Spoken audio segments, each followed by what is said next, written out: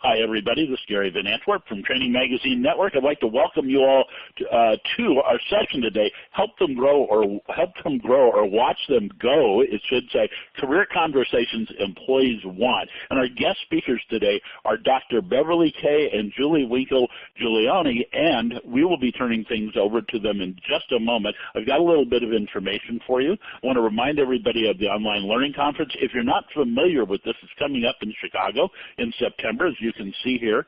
Go to onlinelearningconference.com. You can learn all about it, see the schedule, who's speaking, what they're talking about, but be sure and write down this discount code, TMN2, so you can save $200 when you register, and you're welcome to share that with others. Also, we've just added a number of webinars. Earlier this week, I closed deals, I should say, with Ethan Edwards from Allen Interactions and Michael Allen, as you can see, for these two webinars on July 1st and August 5th. Dr. Jane Bozarth will be back on July 31st. We haven't had Jane in a while, so come see Dr. Jane. And then Kevin Thorne from Nugget Head Studios is going to be talking to us about really creative uses of graphics, how you can do it, and especially be able to show us some tricks for storyline, which Kevin is a real expert at now. So we hope you can join us for those. You can learn all about those. Registration is not available for those yet. You can learn all about them, though, as it becomes available by going to trainingmagnetwork.com and clicking the calendar free webinars button in the upper right-hand corner. That's also where you can find the recording archive. So you're going to find the recording of this session today at the top of the recording archive page tomorrow. Just go to trainingmagnetwork.com and click. And then don't miss the free white papers, because every white paper we've ever put out is available by clicking that button. Okay. We want to thank, by the way, Cornerstone On Demand for sponsoring today's session. You probably already know how important career development is, or you wouldn't be here today. It's really essential to keeping your employees around. The best and the brightest organizations care for their employees, investing in their development, performance, and career growth. Success is simple. Hire the best employees and make them better and help them grow.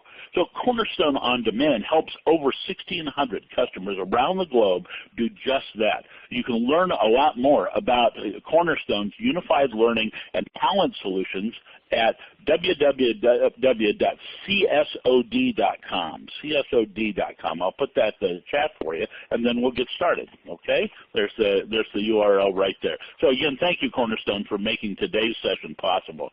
Now, let's go ahead and get started. Again, the session today, Help Them Grow or Watch Them Go, Career Conversations Employees Want. Our guest speakers, Dr. Beverly, Kaye, the founder of Career Systems International, and Winkle Giuilioni, co-founder and principal at Designs Around. Beverly, we're so glad to have you back. Welcome.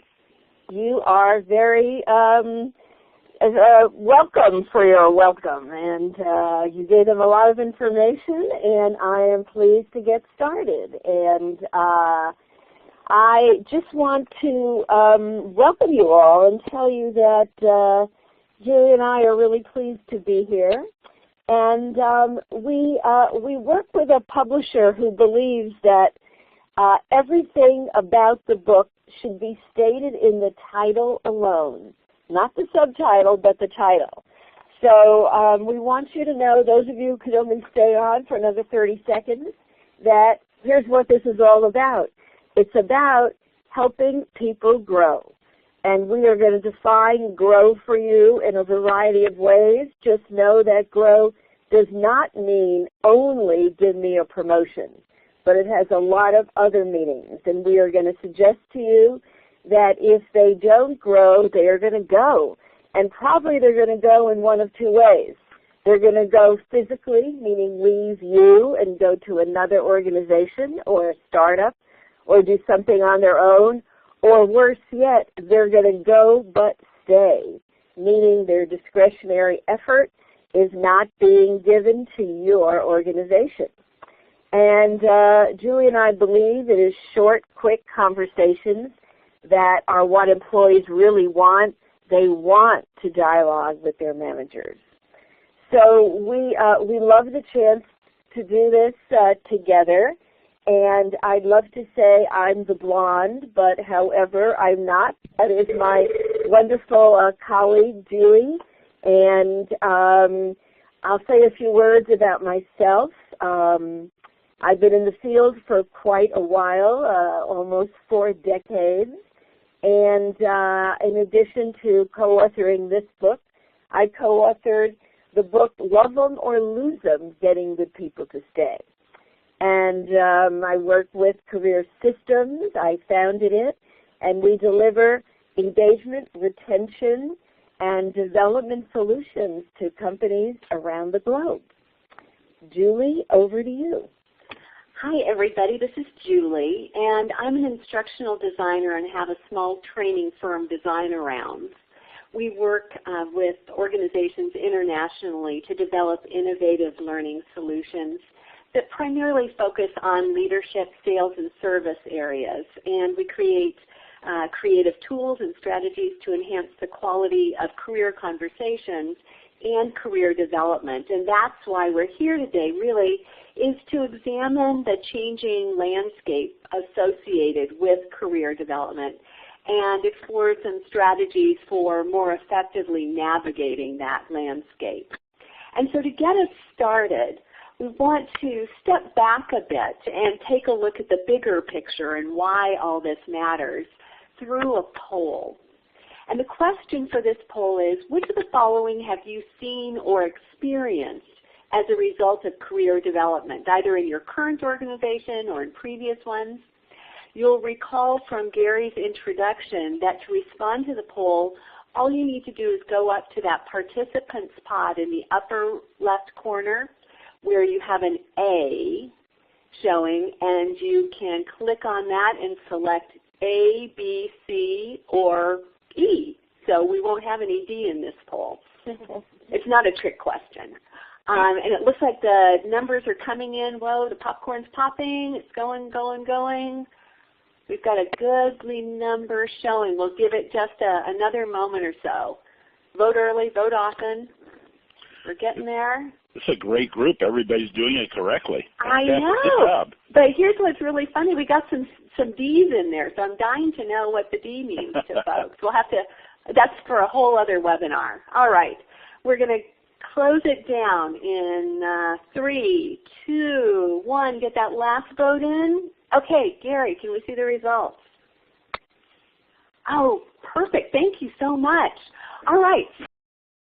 So it looks like, oh gosh, nearly 40% of you are saying that you've seen engagement, that you've seen the hearts and souls and minds come to life as a result of career development in your organizations or before.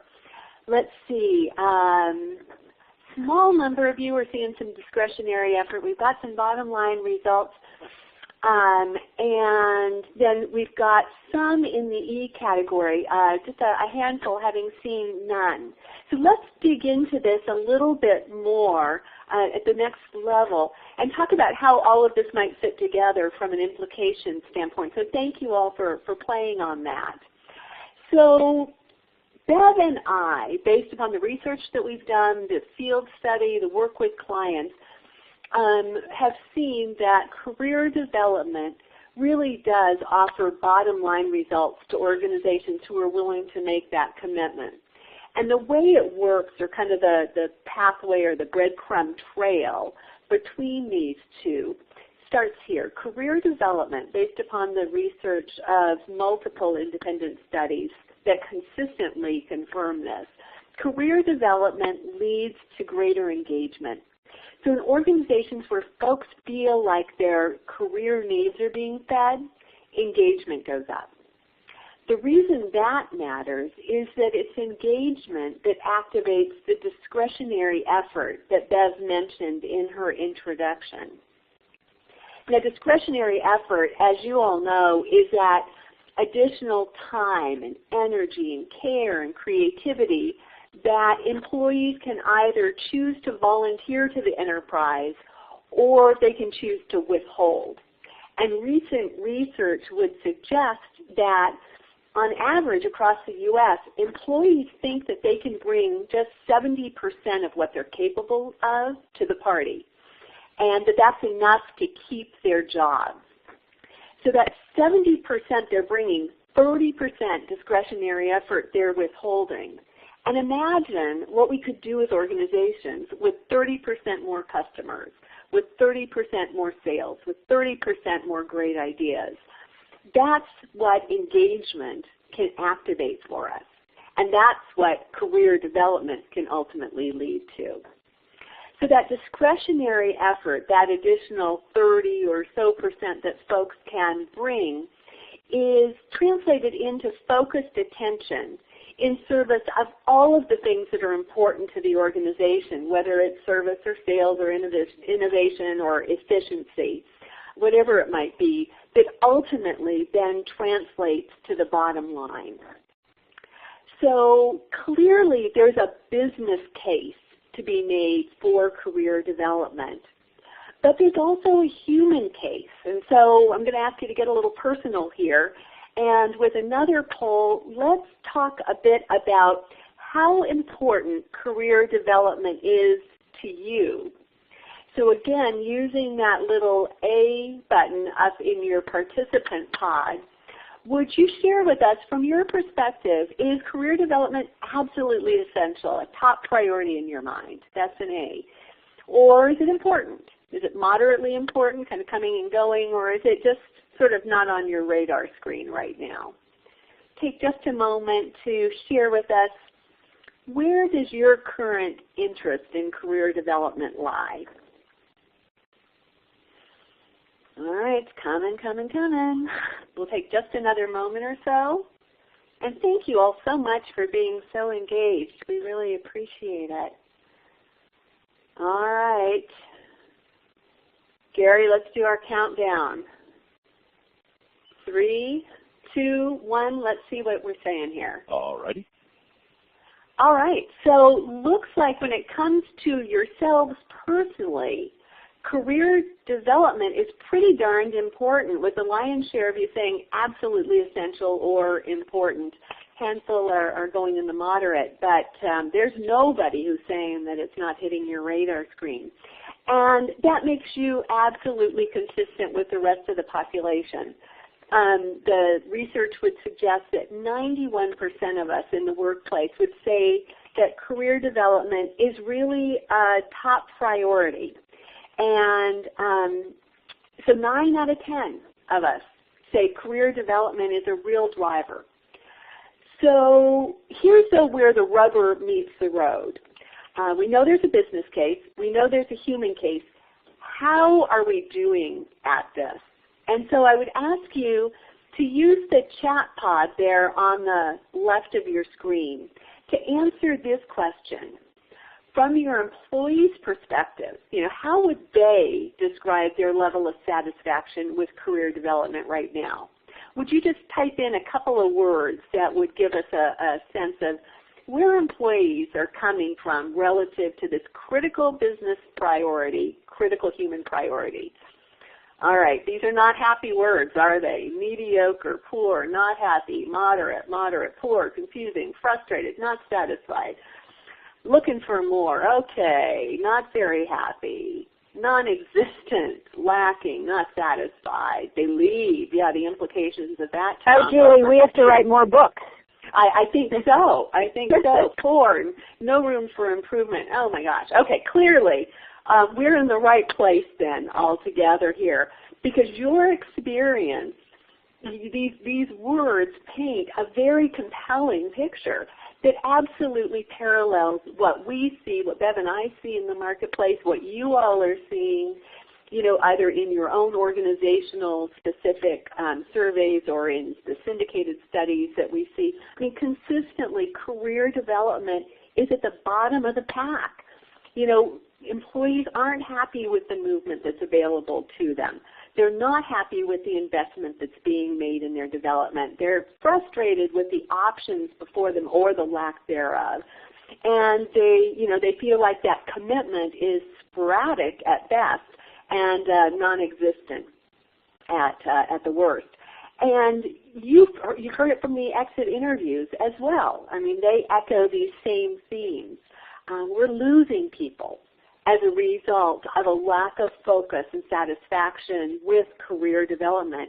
But as Bev mentioned in her introduction, maybe even more dangerously, we're keeping people whom we've lost psychologically. And the effects of that are potentially even more devastating. So we've got a business case that's compelling, we've got a human case that's compelling, and our performance around this is pretty stinky consistently across the board. And so you have to ask the question, why is this happening? This was the starting point of the work that we did on the book, and this is where I want to turn things over to my esteemed colleague, Bev. And it is what gave us the final push to write the book. It's questions like we just asked you, where the answers were, it isn't happening. And then we went a step further, and we said to anyone who manages, what would you say is the answer to why it isn't happening? And I'm going to put up one more poll, and here are just a few of the reasons they said. There were more, but what I wonder is, when you think about your own managers in your own organization, if you had to vote just on one of these, and I know many of you would say, oh, they think it's all of those, which would be the loudest reason managers might give? Are they saying, oh, it's time? Are they saying, I'm afraid to open the door to that conversation? Are they saying, isn't it the employee's responsibility? Or are they saying, hey, everyone's going to want a promotion, I don't know how I'm going to handle that? Or are they saying, yeah, but I only can do it for a chosen few? So start to fill in the poll, and I see it coming in, and it's fun to watch those numbers come in. And there's a winner, and there's a spread, and let's give it another minute. And while I'm watching them come in, let me just mention that we are doing polls, we are interacting with you, but if you have a question, we will also try to stop and answer those questions. So put them in your chat box. And Bev, go ahead, Gary. I'm sorry, your voice is a little soft, so you may want to get closer to your microphone. Okay, I will. I'll get on top of it. So, Gary, let's stop the poll and let's show people what the results look like. And time, a big factor. And also the issue of employee responsibility, a big factor. So I'll show you these, kind of a summary of what you just said. And Julie and I consider them myths because we believe each of those myths does not have to be held true. If in fact managers really understood what the career conversation was all about. And maybe I'd even add a sixth myth, and I'd say many managers think the form is done, therefore so am I. And Julie and I very loudly want to say, the form doth not, the process make. So if these are what stops managers, what's going on for employees? And let me show you the 5 beliefs I really think we've heard from employees when we did our research. A belief that my manager is too busy, not even interested. A belief that there are no possibilities here for myself. A belief that I've done this conversation before, nothing ever happens as a result. A belief that I don't even know what I want to do. Or a belief that, thank you, I like what I'm doing now, I don't want to change anything. My question to you is, which of those, if they were pervasive, would injure your culture the most? And I'm really asking you to fill in the chat room on that. And I'll give you back these immobilizers. If one of them really was a belief system held by everybody, every employee, every individual contributor, every technical person in your organization about their own managers, what would hurt the most? And let me take a look at the chat boxes. And I think things like, one of the questions, the possibilities one. If people don't see possibilities, they won't stay. And I see the comfort one. I happen to agree with the comfort one. I think in today's day, nobody can say, I don't want to change a thing, because the world is changing around them. I see conversations going nowhere, meaning, yeah, my manager does fill out a form, but I don't see that the form gets acted on. So it really is across the board, and thank you for that. And I think it's really true that if any of these were pervasive, it would really be harmful to an organization's culture, especially if that organization was wanting to build a development culture.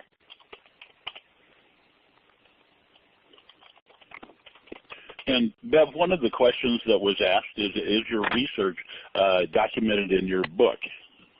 Yes, the research is documented in the book, and also you can reach out to Julie and I after this, and we'll be glad to share some more with you.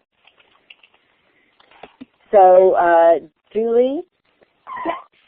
So thanks, Bev. Those immobilizers are really powerful forces that are inhibiting the kind of career development that we want in many organizations. And there's one other immobilizer that we've got to talk about and get out on the table, and it has to do with sort of the mindset that we bring to development. And you know that little participant pod up there on the top where you were doing your polling? Right next to the A, there's a hand, so you can raise your hand in response to this question I'm going to ask you. But when I start the sentence, career development, it's all about climbing the corporate, how many of you would naturally fill that in with the word ladder? Would you just raise your hand if you start thinking career development and the ladder comes to mind? A lot of hands going up, Julie. And so far we have, over 100, 115 or so. All right, and probably some of you want to put 2 hands up. So, this is a fundamental challenge that we've got as managers, as employees, as organizations, because our default setting, where we just naturally go when we think career development, is to this notion of a ladder. The problem is that the ladder is a casualty of the last many years of downsizing and right-sizing, the other things that have come our way as organizations. The fact that boomers are not only having the audacity to live longer, but to work longer. The fact that the landscape of business is changing, it's morphing, it's more fluid, structures are shifting day by day to meet the needs of changing clients. So the ladder is really dead and gone. And if climbing the ladder, if changing roles, if regular promotions are what we expect of career development, then no wonder our employees think that there's no possibility here, and no wonder we're all woefully disappointed with what career development looks like. And so one of the things that we fundamentally have to do is to redefine career development in such a way that it better reflects the current reality, and so that we can work past these myths that Bev was just talking about. What we really have to do is help managers and employees alike understand that career development isn't about the forms, the processes, the checklists, meeting those deadlines.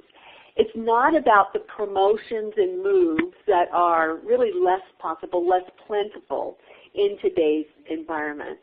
We've got to reframe career development in terms of conversation, because it's through conversation that we can allow for genuine, sustainable career development in organizations in the year 2014. Fundamentally, people grow. Our human resources that we talk about, they grow a little bit every day in this sort of a layered fashion that adds multiple dimensions and complexity and depth to people and the roles that they assume. They grow on their own schedule rather than ours. You know, just because it's IDP Day, June 17th or whatever, doesn't mean that people are ready to learn, to grow, to develop, to take in new information and make changes in their behavior and what they want to do. And the development happens within and around the work that needs to be done. Development doesn't happen over in the corner, sitting across the table from one another, but rather working shoulder to shoulder out where stuff is happening, where challenges are occurring, where successes are happening, where the work is getting done. And finally, it happens through intentional interactions and conversations. And so what kinds of conversations are we talking about? What kinds of conversations can drive really profound development in the workplace? As Bev and I asked ourselves this question, what we knew was that we needed to develop a model that would be simple and doable for busy managers who are operating in a very time-starved environment. And so we created a simple 3-part model that would help managers think about and frame the 3 kinds of conversations they could engage in, the 3 kinds of questions that they could ask to prompt these kinds of conversations. And I want to spend just a couple of minutes quickly giving you an overview of that model and those 3 components. So to cultivate the conversation, the first element of the model is what we call hindsight. And hindsight is all about the questions and the conversations that help employees look inward and backward at who they are, where they've been, what they're good at, what the talents are, the skills, the interests, where their preferences lie, what they value and hold dear, what they like, what they don't like. It's all of that foundation information that we kind of think about as being the basis for most career development that we're going to do with folks. And here are a few sample questions that are reflective of what how a hindsight conversation might begin. I'd be curious to see what you would think would be the most interesting or valuable questions to ask your own employees or associates. Would you, Gary, would you activate the pen tool and point to where it is on our screen? There toward the left. And go ahead and use the pen, if you would. Thank you, Gary. Gary's magic hand there. Would you use the pen and just put a check mark next to the question that captures your imagination that you might want to ask your own employees? Nice. Thank you. And you might want to change your colors so everybody's not using yellow, so you could just click it a second time. Good, everybody's finding that. For those of you who don't see it, you'll see a tab floating right over around where I'm pointing. Yeah, good, everybody's learning to do that. Good. Thank you. And look at all that creativity there. Jeez, I want to print this out and put it on the fridge. And it looks like some of you are creating your own questions down there. Nice. All right, we got a little graffiti going there. All right, it looks like we hit the mark on all of those questions. All right, thank you all. Love that. Beautiful, beautiful. You know what's interesting about hindsight is these are the kinds of questions that we would normally think about asking folks during the interviewing process, right? When you're interviewing somebody for a job, you just can't get enough about, you know, who they are and where they've been and what they've done and what they want to do and where they see themselves going, you know, all that stuff. But what's fascinating is as soon as the interview's over and we hire them, we invite them into the family, literally the discussion's over. We stop that conversation. And so hindsight is about continuing the conversation, continuing to learn about people as they grow, as they develop, as they move forward, and keeping that conversation and that insight about who they are growing as they do, for ourselves as managers and for them as the individuals as well. So that's what hindsight is all about, that inward, backward look. The second component of the model is foresight. And so if hindsight is about looking inward and backward, foresight is about looking forward and outward. And so it's all about understanding the bigger picture, the context within which career development happens. So it's about what's happening with the business. What's going on in terms of our industry? What are the needs of the business? How are our customers changing? What about the demographics, the technology, regulations, the economy? It's all of that bigger surround that influences the opportunities associated with career development. And again, here are just a handful of sample questions around the challenges and the changes and what's going on competitively and the needs of the business. Now, while hindsight is a great focus for one-on-one conversations, foresight conversations can be enjoyed in groups. These are conversations that can happen within the context of team meetings, town halls. So there are other ways that you can efficiently engage in foresight conversations that help the employees understand the context for career development. But this kind of information also makes them better business partners. It gives them greater business acumen to be able to operate more effectively and perform more effectively in whatever their current roles are. Julie, there's a great question that I just read that said, is it the manager or the employee that's asking the foresight questions? Oh, great. Thank you for monitoring that, Bev. Yeah, and certainly the employee may be coming up with it, but the key is for managers to open up this dialogue in such a way that ensures that the employees ultimately know the answers to it, come to these answers. What happens, we find in a lot of organizations, is managers want to tell the employees this information, which is, well-meaning, but employees really need to come to terms with this themselves and viscerally, get to know the customers, learn some of this, engage in these conversations themselves. So it's ideal for the managers to be asking the questions and putting the monkey on the back of the employee to go find the answers and start to deal with it. Thanks, Beth. Third component of this conversational model is what we refer to as insight. And so where the hindsight, where I've been, who I am, what I love, what I want to do, where that intersects with what are the needs of the business, where's our industry going, what's going on in that bigger context, where those two intersect is that sweet spot that we can really mine for opportunities and possibilities for moving forward in creative ways relative to career development. And hindsight conversations and questions kind of come in three flavors. In hindsight, we explore the possibilities that lay before us in terms of where hindsight and foresight intersect.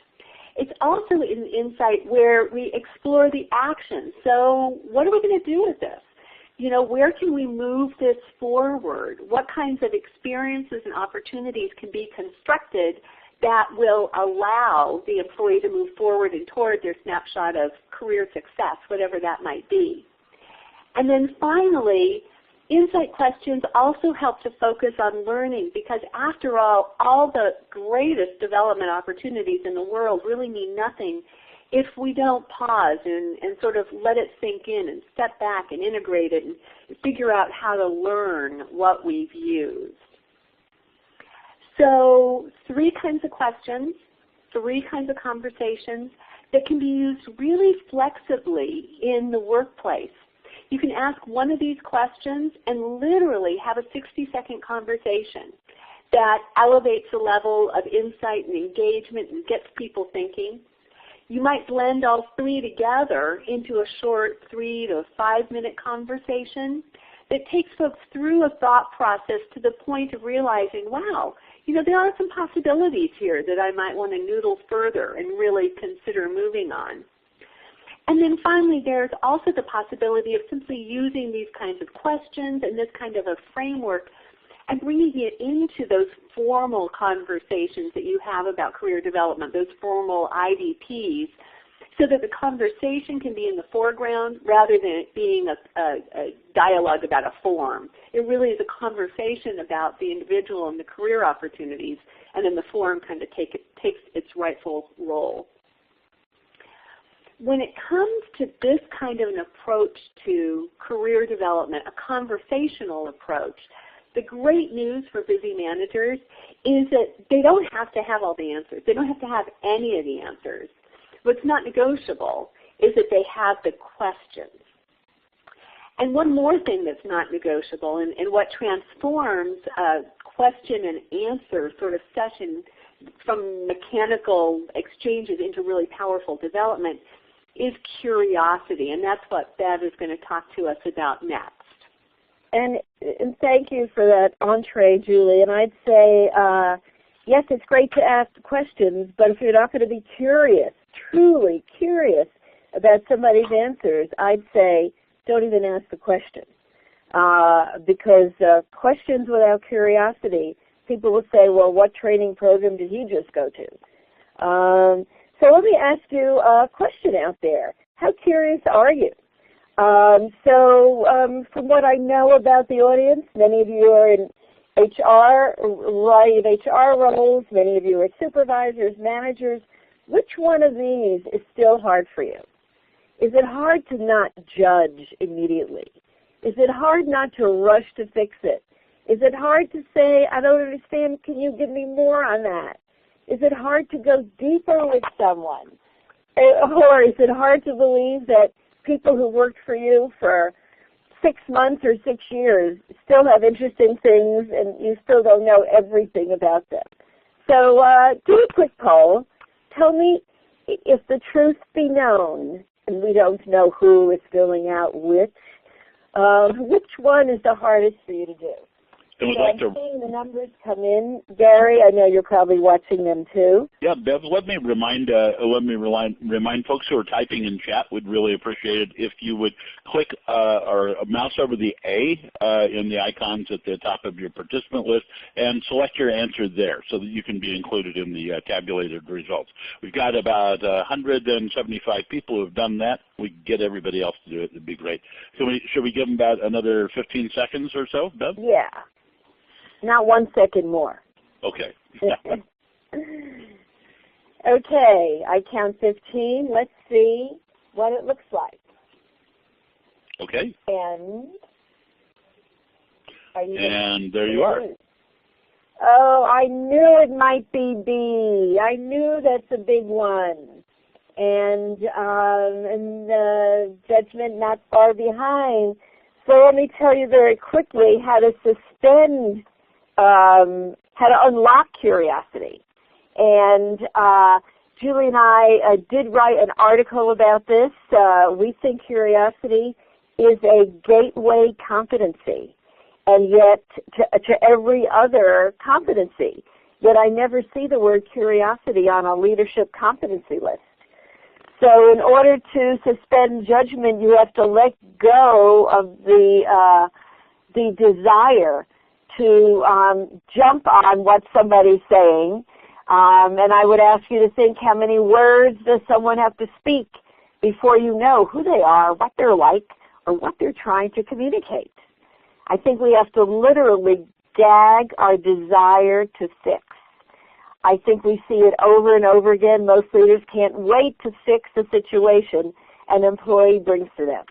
I think a curious leader stays with questioning longer and tries to find out how the employee might fix it. I think on the third one, it takes a smart person to acknowledge that he or she doesn't know something. And that's what sometimes sets the stage for the best sharing. I think digging deeper means, are we aware of the cues, a facial expression, a pause, a hesitance, signals that require us to maybe ask a follow-up question or ask an example. I think these cues are sometimes like traffic signs, and alas, I think too many of us ignore them in the rush to fix. And I think we need to expect surprises from everyone. I think that we have to approach employees as if they're complex and interesting, and as everybody has a backstory that maybe we haven't yet heard. So I think curiosity is essential to all of career conversations. And one area to be curious about is the area of mobility. And Julie talked about the career ladder earlier. We'd like to put before you the metaphor of a climbing wall. And if some of you are smiling as you see these pictures of us, yes, we have smiles on our faces, but we truly are hanging on for dear life. This is not easy. But we thought the climbing wall, and we went there several times, offered wisdom for career development nowadays. And here are 4 of those wisdoms. And what I'd like you to do, what I'd like Gary, you to do, is enable the pen again. And if you'll just put a dot with your pen next to the wisdom you know to be true, because you've lived it or you've seen it. Like, if you've ever said no to a job that is a move up, or you know people who have, or if you've moved in really interesting ways to get to where you are now. I often wonder, if I asked you how many of you majored in school exactly in what you're doing now, or if some of you have actually moved down the wall to get across into something else.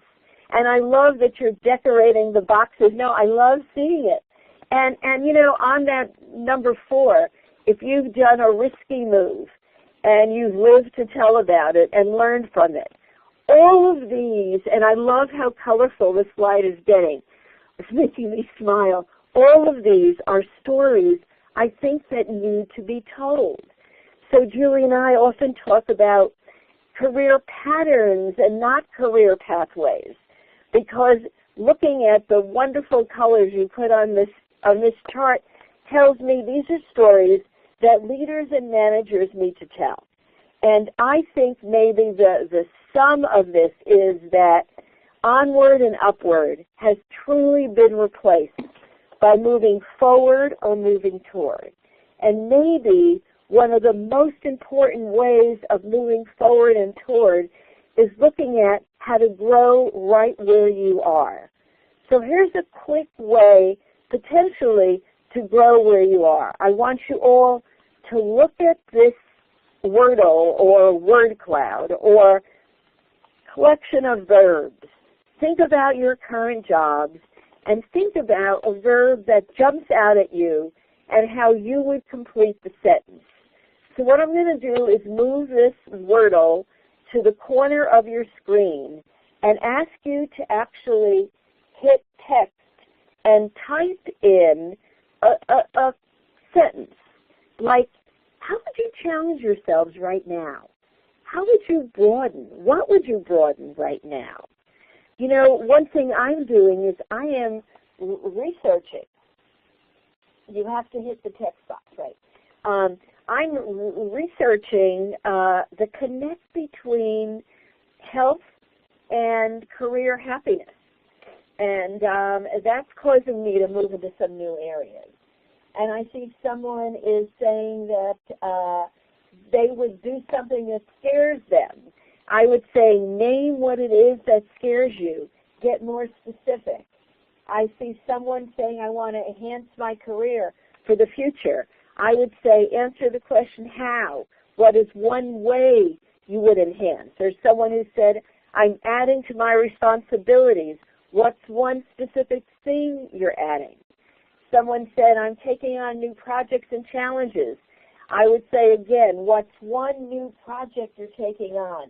You've got to get real specific about the what in order to move to the how. Increase your awareness of leadership. Again, I'd say, what's one way? Who are you going to watch who's a great leader? Because, you know, once you get the what, then you can move to the how. And the how means, how would you go about learning that? What education might you enroll in? Who would you expose yourself to? And what experiences would you want to give yourself that would force you to learn that new skill? So given all of those ideas, and again, getting really, really specific, and then deciding the how you would get better at that is a way you can grow right where you are. And alas, what happens for a lot of leaders and a lot of busy managers is opportunities present themselves all the time. Opportunities to ask a question, like a new project launches. Do we stop and say, what do you want to learn from this new project? What is it you want to do differently than the way you've approached projects in the past? Or when a project ends, do we actually stop for like a 1-minute conversation and say, and what did you learn from that? When a failure occurs, do we stop and ask the question, what would you never do again? What new rule of thumb do you have now that you're going to apply to other things? And alas, these many, many opportunities that present themselves for quick 1-minute conversation often go right out the door. And if Blackboard allowed us to animate, I would show you the way each of these things goes right under our noses, right by us in the cut and thrust and rush of everyday work, and we miss them. We miss these cues while we wait for IDP conversation or performance management conversation. We wait for those things. And so what I'd like to say to all of you is watch for the cues that present themselves every time so that you as leaders, as managers, take advantage of them to stop, to hit the pause button, and to ask a great question. So the way that we want to begin to wind down maybe is to say that if we took advantage of those opportunities, if we took advantage of the notion of fast, quick career conversations, then maybe we'd realize how powerful the conversation itself is and how important it is for individuals to feel they have opportunities in their organizations. And I would say that career development is truly a powerful opportunity for managers. And it doesn't just drive engagement and retention.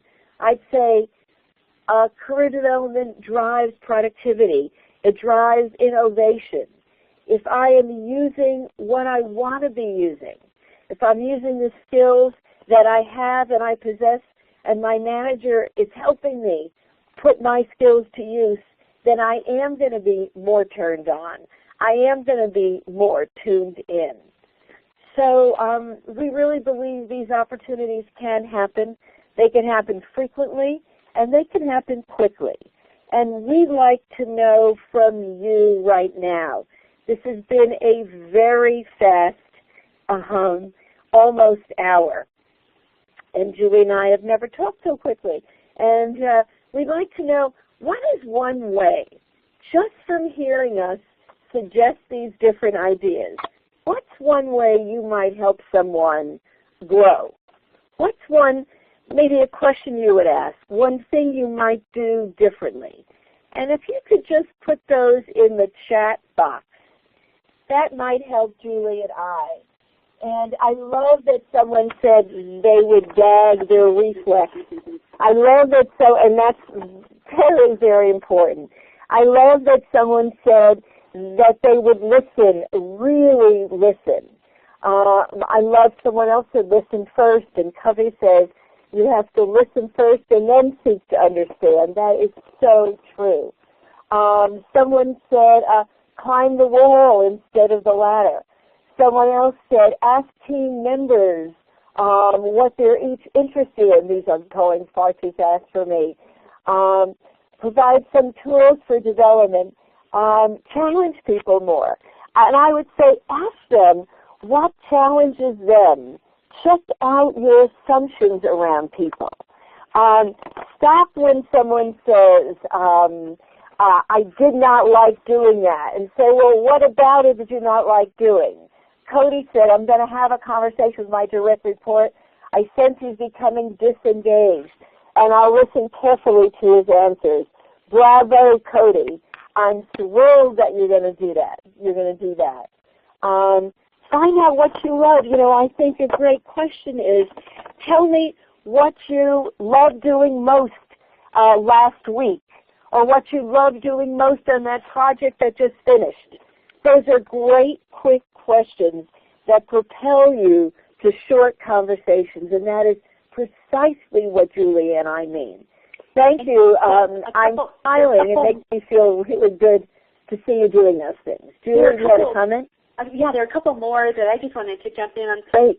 One of our participants said, help people explore maybe interests. And that's great, because it isn't cast in concrete. A maybe interest is a great way to frame a possible way to start sticking your toe in some new water and explore something that might or might not go anywhere.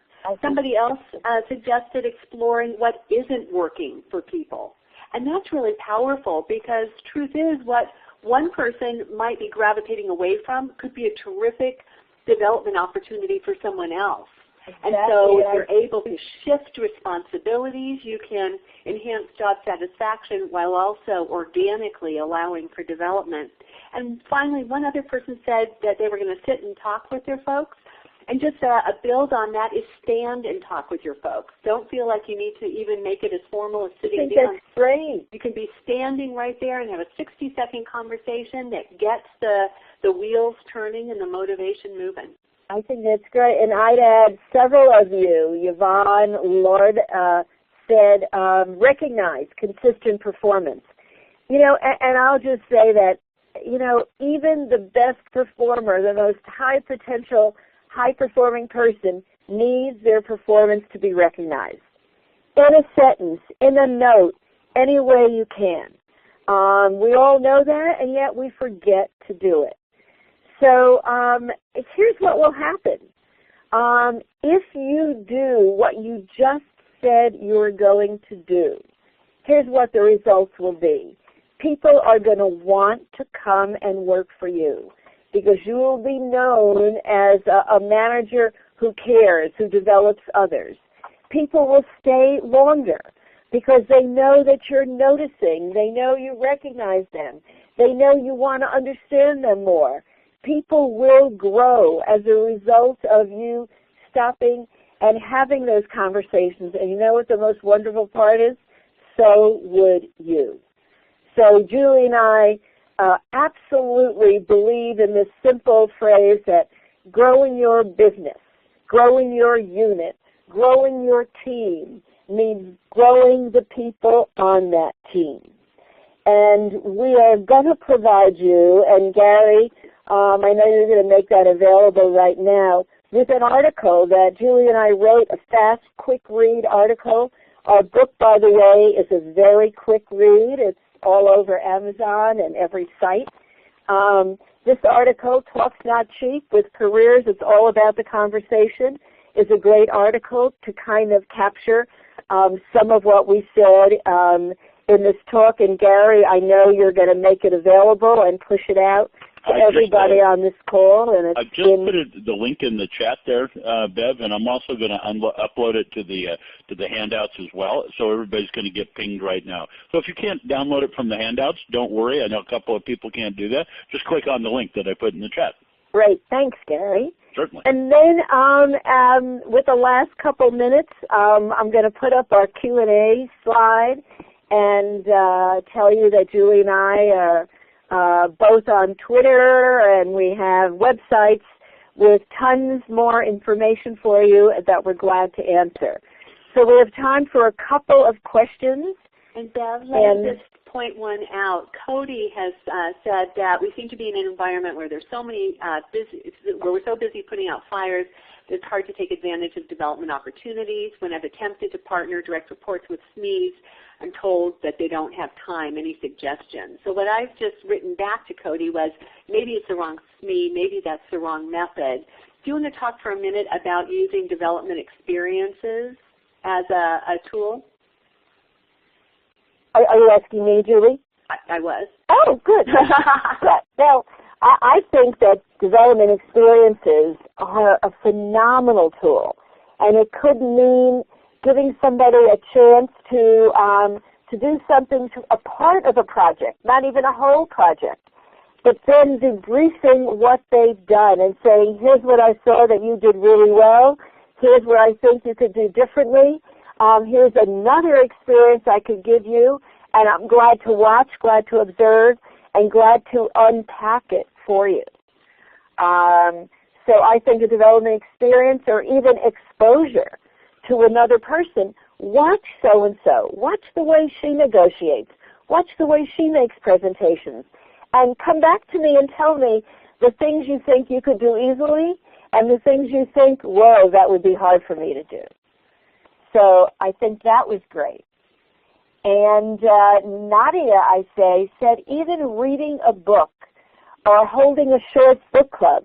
I know a lot of organizations, Nadia, are doing book clubs around Help Them Grow or Watch Them Go.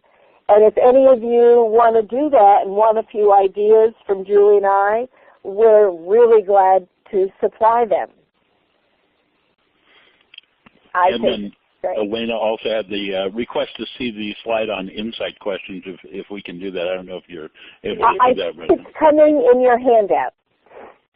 The insight questions are not coming in the handout. If not, we'll make it available. And also, Bev, and I know we're just short on time here, but Helen wanted to know, how do you separate compensation from development? Any comments on that?